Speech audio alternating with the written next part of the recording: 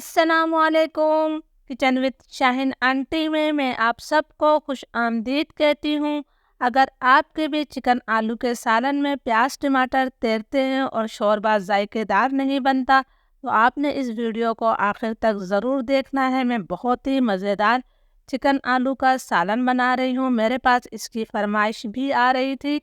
तो चिकन आलू का सालन बनाने के लिए मैंने 3 से 4 दरमियाने साइज़ के आलू लिए हैं। एक आलू के मैंने 2 टुकड़े कर लिए हैं। इसमें आलू थोड़े बड़े साइज़ में ही अच्छे लगते हैं। आलू को मैंने पानी में रखा हुआ है। आधा किलो मैंने चिकन ली है। चिकन को मैंने अच्छी तरह से धोने के बाद छन्नी में रख दिया था ताकि इसका तमाम पानी निकल जाए। तो सबसे पहले हम चिकन को मैरिनेट करेंगे। 1 चाय का चम्मच भरकर मैं इसके अंदर नमक शामिल कर रही हूँ। नमक आप अपने टेस्ट के मुताबिक भी ले सकते हैं। 2 चाय के चम्मच भरकर मैं इसके अंदर धनिया पाउडर शामिल करूँगी। शोरबे वाले सालन में जो है धनिया पाउडर थोड़ा ज़्यादा ही जाता है। 1 चाय का चम्मच भरकर मैं इसके अंदर लाल मिर्चों का पाउडर डाल रही हूँ। मिर्चें भी आप अपने टेस्ट के मुताबिक ले सकते हैं। आधा चाय का चम्मच हम इसके अंदर हल्दी पाउडर शामिल कर देते हैं। 1 चाय का चम्मच में इसके अंदर भुना और कुटा हुआ ज़ीरा शामिल कर रही हूँ। बहुत अच्छा जायका आएगा। और ये मेरे पास आधा कप यानी कि 100 ग्राम दही है। दही आपका ताज़ा होना चाहिए। मैं हमेशा घर का बना हुआ दही इस्तेमाल करती हूँ। दही को मैंने अच्छी तरह से फेंट लिया था। 1.5 खाने के चम्मच में इसके अंदर अदरक लहसुन का पेस्ट शामिल करूँगी। हमने अदरक लहसुन का पेस्ट भी डाल दिया है। तो अब मैं तमाम चीज़ों को अच्छी तरह से मिक्स कर लूँगी। जब हम चिकन को मैरिनेट कर लेते हैं तो चिकन का जायका कई गुना बढ़ जाता है और चिकन बहुत ज़्यादा जूसी बनती है। तमाम मसालों को मैंने चिकन के ऊपर अच्छी तरह से लगा दिया है। तो अब मैं इसे 15 मिनट के लिए मैरिनेट होने के लिए छोड़ देती हूँ जब तक हम दूसरी तैयारी कर लेते हैं। बहुत ही खुशबूदार जायकेदार चिकन आलू का सालन बनाने के लिए मैंने आधा कप तेल लिया है। आप इसे घी से भी बना सकते हैं। तेल को मैं हल्का गर्म कर लेती हूँ। तेल गरम हो गया है तो मैं इसके अंदर आलू शामिल कर रही हूँ। आलू का पानी मैंने फेंक दिया है। फ्लेम मेरे मीडियम टू हाई है। मीडियम टू हाई फ्लेम पर हम इस आलू को इतनी देर तक फ्राई करेंगे कि इनका अच्छा सा गोल्डन ब्राउन कलर आ जाए। जब आप आलू फ्राई कर लेंगे तो आपके सालन का जायका कई गुना बढ़ जाता है। इन छोटी छोटी सी बातों का ज़रूर ख्याल रखा करें। आलू पर हमारे बहुत ही अच्छा गोल्डन ब्राउन कलर आ गया है। तो अब हमने तमाम आलू को जो है तेल से वापस निकाल लेना है। तो मैं फटाफट तमाम आलू निकाल लेती हूँ। मैंने तमाम आलू को निकाल लिया है। इसे हम साइड पर रख देते हैं। अब मैं तेल के अंदर प्याज शामिल कर रही हूँ।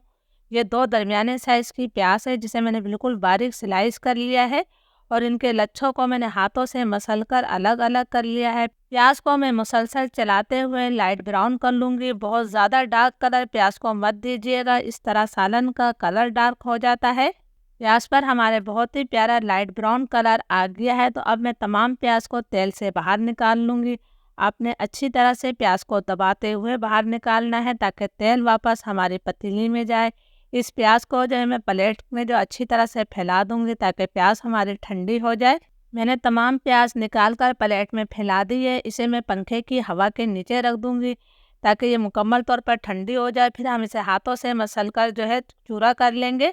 अब मैं इसमें कुछ खड़े गरम मसाले शामिल करूँगी। मैंने 1 दालचीनी का टुकड़ा लिया है, 2 बड़ी इलायचियाँ, 3 सब्ज़ इलायचियाँ और 4 लौंगे। खड़े गरम मसालों को मैं 30-40 सेकंड तक फ्राई कर लेती हूँ ताकि तेल में अच्छी सी खुशबू आ जाए। खड़े गरम मसाले हमारे फ्राई हो गए हैं। तो अब मैं इसके अंदर मैरिनेट की हुई चिकन शामिल कर देती हूँ। तमाम मसाले के साथ हमने चिकन डाल देनी है। बाउल में थोड़ा सा मसाला बाकी था तो मैंने थोड़ा सा पानी डालकर वो भी निकाल लिया है ताकि कोई भी चीज़ हमारी ज़ाया ना हो। फ्लेम मैंने मीडियम टू हाई कर दिया है। मीडियम टू हाई फ्लेम पर हमने इस चिकन की इतनी देर तक भुनाई करनी है कि चिकन का पानी और दही का पानी खुश्क हो जाए और तेल इससे अलग हो जाए।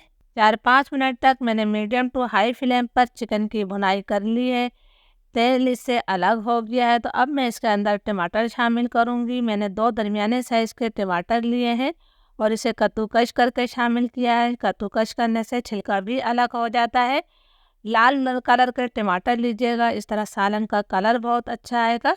हमने टमाटर डालकर इसे मज़ीद इतनी देर तक पकाना है कि टमाटरों का पानी खुश्क हो जाए और तेल इससे अलग हो जाए। टमाटरों का पानी खुश्क हो गया है और तेल इससे अलग हो गया है। माशाल्लाह आप देख सकते हैं कि मसाला हमारा कितना दानेदार हो गया है।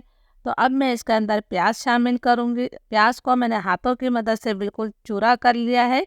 ये मैं तमाम प्याज डाल देती हूँ। प्याज डालकर भी हम इसे अच्छी तरह से मिक्स करेंगे। प्लीज़ अगर आप लोगों को वीडियो अच्छी लग रही है तो एक लाइक ज़रूर कीजिएगा ताकि मेरी हौसला अफजाई हो सके। अब हमने इसके अंदर फ्राई किए हुए आलू शामिल कर देना है। आलू को भी हम मसाले के साथ अच्छी तरह से मिक्स करेंगे। अब आपको अच्छी तरह से अंदाज़ा हो रहा होगा कि हमारा चिकन आलू का सालन कितना जायकेदार बनने वाला है। आलू को मैंने मसाले के साथ अच्छी तरह से मिक्स कर लिया है। तो अब हमने इसके अंदर पानी शामिल करना है। पानी आपने इसके अंदर इतना डालना है कि आलू और चिकन अच्छी तरह से गल भी जाए और आपका अच्छा सा शोरबा भी रहे। मैंने तकरीबन 2 गिलास इसके अंदर पानी शामिल किया है। इसमें जितना मसाला है आप आराम से 2.5 से 3 गिलास तक पानी डाल सकते हैं। फ्लेम में लो टू मीडियम कर रही हूँ। लो टू मीडियम फ्लेम पर हम इसे ढककर तकरीबन 15 से 20 मिनट तक पका लेते हैं। चिकन आलू के सालन को पकते हुए तकरीबन 20 मिनट हो गए हैं। माशाल्लाह मैंने ढक्कन हटाया है। बहुत ही प्यारी इसमें से खुशबू आ रही है। आप इसकी ग्रेवी भी देख सकते हैं और इसका कलर भी देख सकते हैं कितना प्यारा आया है। मैं आलू चेक कर लेती हूँ कि आलू अच्छी तरह से गला है या नहीं। माशाल्लाह आलू भी बहुत अच्छी तरह से गल गया है।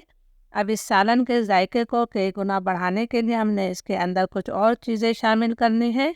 आधा चाय का चम्मच मैंने गरम मसाला पाउडर शामिल किया है। 4-5 आपने इसके अंदर हरी मिर्चें डाल देनी है। आप हरी मिर्चें काट कर भी डाल सकते हैं। 1 मुट्ठी भरकर मैं इसके अंदर हरा धनिया शामिल कर रही हूँ। हरा धनिया बहुत अच्छा लगता है शोरबे वाले सालन में। इसको मैंने मिक्स कर दिया है। फ्लेम में बिल्कुल लो कर रही हूँ। लो फ्लेम पर हमने इसे मज़ीद 2 मिनट का दम दे देना है। फिर 2 मिनट बाद हम इसे सर्व करेंगे। 2 मिनट हो गए हैं। चूल्हा मैंने बंद कर दिया है। हमारा मज़ेदार चिकन आलू का शोरबे वाला सालन तैयार है।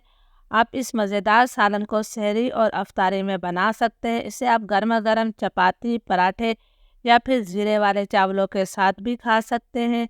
रेसिपी अच्छी लगे तो लाइक और शेयर ज़रूर कीजिएगा और मुझे कमेंट्स करके ज़रूर बताइएगा मेरी ये मज़ेदार रेसिपी आप लोगों को कैसी लगी है। इजाज़त दीजिए। अल्लाह हाफिज़।